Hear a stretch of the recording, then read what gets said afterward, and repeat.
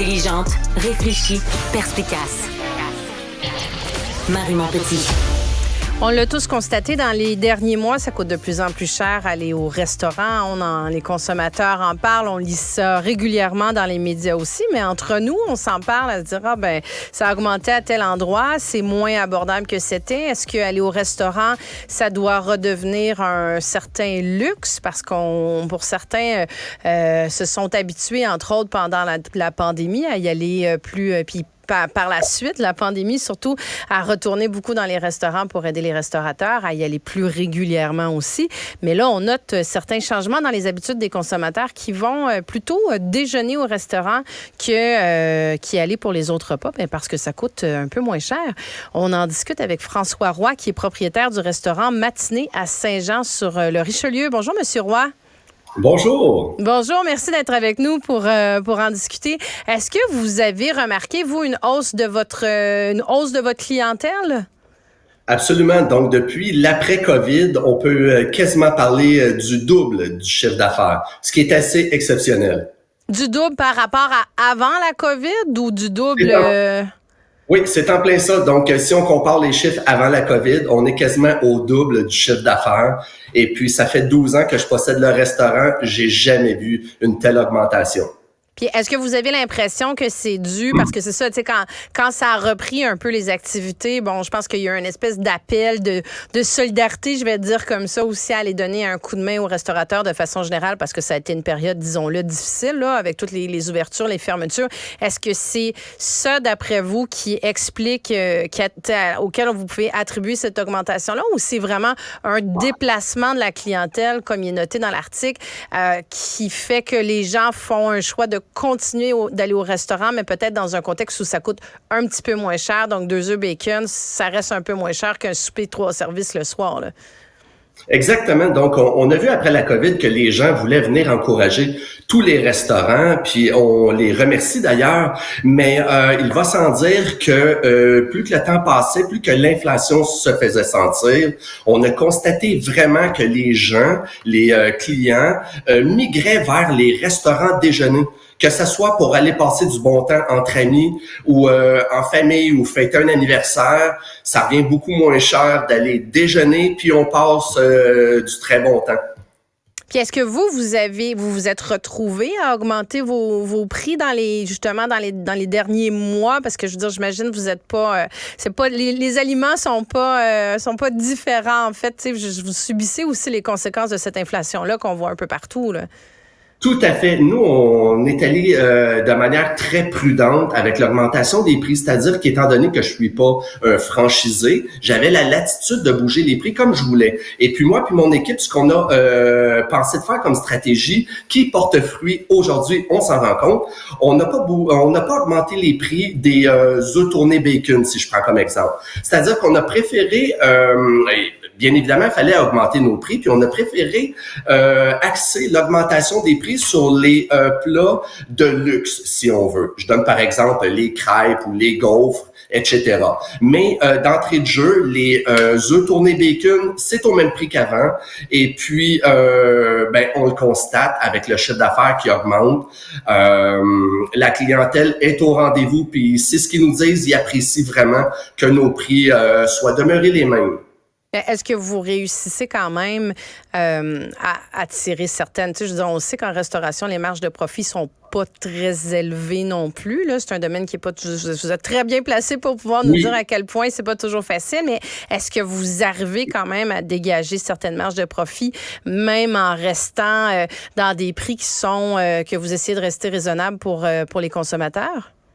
Oui, tout à fait. Donc, la stratégie était la suivante. Si on n'augmente pas nos prix des assiettes à succès, fallait se rabattre sur le volume.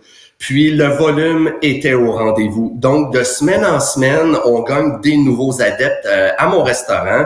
Puis c'est sûr qu'il y a une stratégie de marketing en arrière de tout ça. On a fait l'acquisition d'un robot qui aide nos serveuses. Ça a participé également à l'engouement. C'est bien évidemment que j'ai la meilleure équipe en ville, c'est le meilleur restaurant déjeuner, mais ça explique pas tout. Les gens sont plus sensibles plus que jamais au prix. Puis la réponse de la clientèle est vraiment à l'égard des prix. C'est ça, c'est ça que j'allais vous demander. Les consommateurs, est-ce qu'ils vous le soulignent? Parce que j'imagine s'il y a cette affluence-là, c'est qu'ils font la différence entre votre restaurant et d'autres restaurants ou même d'autres repas dans la journée ailleurs, là. Oui, puis nous, on s'assure justement d'être à l'affût de ce qui se passe au niveau de la compétition. Puis, c'est rendu excessivement cher aller au restaurant, que ce soit le soir. Mais dans les grandes franchises, au niveau du déjeuner, également, les prix ont littéralement explosé. Contrairement à nous, puisque j'ai la latitude, comme je mentionnais plus tôt, de bouger les prix comme bon me semble. Puis, est-ce que vous faites des choix, justement, comme restaurateur pour arriver à limiter le prix des assiettes ou du menu que vous avez? Est-ce que vous allez faire des choix, j'imagine, en fonction de la hausse de certains aliments? Ben nous, ce qu'on s'est dit, le client qui vient chez nous, il est sensible au prix. Fait qu'on s'est dit, écoute, si le client vient à notre restaurant puis qu'il prend une assiette de luxe, il est conscient que cette assiette-là coûte déjà un petit peu plus cher, puis il va être un petit peu moins sensible à l'augmentation des prix parce qu'il se paye du luxe. Par contre, si on se rabat sur un œuf tourné bacon ou les assiettes d'entrée de gamme, ben là, c'est là que je viens faire mal à mes compétiteurs, si on veut, en ayant un prix qui est très, très bas. Un petit produit d'appel, genre la base, là. Oui, mais quand même, c'est nos plus gros vendeurs. Les gens viennent chez nous, particulièrement en semaine. C'est moins des assiettes de luxe qu'on va servir en semaine. C'est là qu'ils apprécient beaucoup que nos prix soient demeurés les mêmes. Est-ce que vous avez... le luxe de pouvoir ça. Ah oui. Est-ce que vous avez noté... Non, il n'y a pas de souci. Est-ce que vous avez noté d'autres changements au niveau des habitudes des consommateurs? Ben, au niveau des habitudes des consommateurs, en fait, on a de plus en plus de groupes qui viennent à mon restaurant. De plus en plus d'anniversaires qui sont fêtés dans mon restaurant. Et puis, le son de cloche qu'on a, c'est que la famille a besoin de sortir, mettons, pour fêter un anniversaire. Mais c'est sûr que d'aller fêter un anniversaire le soir avec l'augmentation des prix, on ajoute à ça le vin. Notre clientèle nous dit, écoute, on a troqué le vin pour un bon café, puis un souper de soir, pour un bon déjeuner le matin. Puis tout le monde est heureux. Tout le monde y gagne. Tout le monde y gagne. Donc, c'est ça. C'est vraiment un déplacement. Puis comment vous arrivez à répondre à cette offre de clientèle-là dans un contexte de pénurie de main-d'œuvre qui frappe pas mal tous les secteurs? Ben en fait, notre stratégie est la suivante. On mise beaucoup sur le fait qu'on est ouvert seulement 2 jours. Puis, la semaine dernière, on a fait l'embauche d'une nouvelle ressource, puis on doit d'ailleurs en faire une autre cette semaine, encore là pour grossir l'équipe, parce qu'il faut répondre à la demande, à notre nouvel achalandage. Et puis, les nouvelles ressources qui nous disent, puis c'est ce qu'on entend également sur le marché, c'est que les gens sont plus prêts à travailler de soir. Ils ont le choix, ils ont la barre du choix, c'est une pénurie de main-d'œuvre, donc évidemment, ils vont choisir un emploi de jour versus un emploi de soir. Fait que nous, ça nous est très favorable. Puis je vous entendais tout à l'heure, c'est ça, vous me disiez, vous aviez fait l'acquisition d'un robot pour venir donner un coup de main aussi à vos serveuses. C'est comme entrepreneur, j'imagine, vous avez ça en tête aussi de voir comment vous pouvez être plus efficace, plus efficient. Est-ce qu'il y a d'autres éléments que vous êtes en train de regarder pour pouvoir justement assurer ce roulement-là? Ben c'est sûr que mon premier réflexe était, lorsque la pénurie de main-d'œuvre s'est faite sentir, c'était de dorloter justement mes employés. C'est de là que m'est venue l'idée d'acquérir un robot.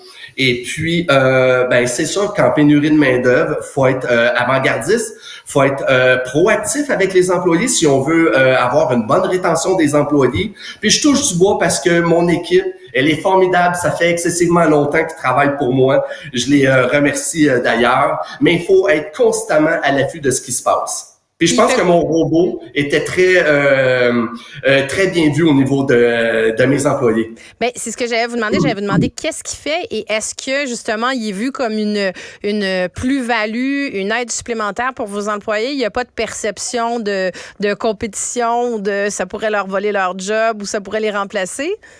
ça a été leur premier réflexe de dire « Oh, est-ce qu'un jour, on va perdre nos jobs? » Mais on n'est vraiment pas là. C'est-à-dire que moi, le robot va pas aller prendre les commandes des clients. C'est vraiment mes serveuses. Et puis, le robot va venir en aide aux serveuses pour apporter les assiettes aux tables. Donc, c'est vraiment un plus pour mes serveuses. Et puis, c'est sûr que dans un cadre de travail, les serveuses ont à manipuler énormément d'assiettes. Il y a quand même une lourdeur de rattacher à ça. C'est là que le robot rentre en ligne de compte. Les serveuses, ils ont plus besoin de transporter les assiettes. C'est le robot qui le fait pour elles. Puis, M. Ruat, c'est comme vous êtes dans le milieu, là, j'imagine, c'est ça, vous discutez avec d'autres restaurateurs là, qui vivent tout ce contexte-là de post-pandémie, d'inflation, de pénurie de main-d'œuvre. Puis là, on le voit, c'est un moment qu'on en parlait de quand est-ce qu'elle allait être le contre-coup de tout ça. Si on voit aussi la question du remboursement des prêts qui ont été octroyés par les gouvernements là, qui viennent à terme, qui sont une difficulté pour plusieurs. Vous êtes optimiste par rapport à ce qui se passe ou on arrive vers une vague qui pourrait vraiment être difficile puis déterminante pour les restaurateurs? Je vais être un peu pessimiste sur la question, c'est-à-dire que j'appréhende ce qui s'en vient. Ici, à Saint-Jean, il y a déjà une institution de plus de 30 ans au niveau de la restauration qui a fermé ses portes. Tout converge, pénurie de main-d'œuvre, remboursement du prêt, augmentation des coûts. C'est un cocktail qui est très néfaste pour le monde de la restauration. Puis Dieu merci, nos finances sont excellentes dans mon restaurant. On fait excessivement attention puisque, comme vous l'aviez mentionné d'entrée de jeu, les marges de profit sont très minimes. Donc, il faut être excessivement prudent. Mais j'anticipe la fermeture de plusieurs restaurants, malheureusement. Donc, peut-être pas une très bonne période qui s'en vient, parce qu'on avait l'impression que, on était peut-être, à un moment donné, qu'on était peut-être passé par-dessus ça, justement, comme on le disait, quand on voyait l'engouement après la pandémie. Mais bon, l'inflation qui s'ajoute à ça, ça vient créer d'autres problèmes. Mais vous, comme restaurateur, justement, vous avez été prudent, vous avez fait attention à ça. Absolument. Et puis, les restaurateurs qui ont été un petit peu moins prudents, qui ont peut-être surfé sur la vague en se disant que c'est bon, ça y était, malheureusement, ils se font rattraper. Puis d'autant plus qu'ils ont la date limite jusqu'au 31 décembre pour rembourser le prêt. Donc, il y a des conséquences là qui s'en viennent pour eux s'ils remboursent pas le prêt. Puis, il va sans dire que les restaurateurs, malheureusement, on a été les plus touchés, durement touchés pendant la pandémie, puisque c'est nous qui ont dû fermer nos commerces le plus longtemps possible. Ça a eu des répercussions énormes sur le monde de la restauration.